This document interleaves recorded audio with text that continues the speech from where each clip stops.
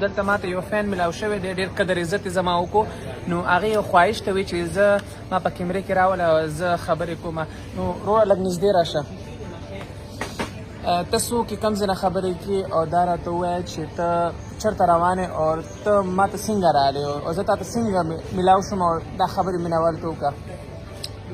زه زر وایه ملګرو چې په کال کې دوو کې خامخا سلیمه پریدي هغه څه د ضد کار کیږي.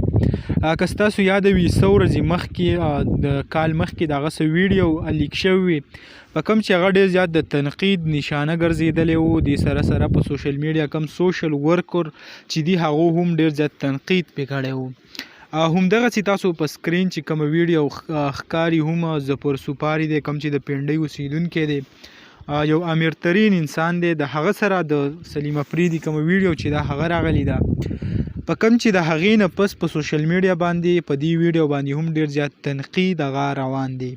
هایا حقیقت څه دی په دې ویډیو کې؟ نو سلیمه پریدي چې کوم دی هغه دا ویډیو ریکارډ کړې ده د ظفر سپاري سره په پنډۍ کې. د هغې نه پس یو خو دا چل کړی دی چې کم کمنټس چې دي هغه یې پې بلاک کړي دي، یعنې خلکو ته دا نه شو کېږي د هغه کم کمنټ، ځکه چې مونږ د دې کم ویډیو چې دي په هغې باندې چې کم کمنټس تاسو هسې وګورئ نو ټول پې داسې کنځل رد بد ویللی شوي. کم داسې خلک پکې ډېر زموږ پښتنو کې شته چې هغه خامخا په خلکو باندې کنځل کوي.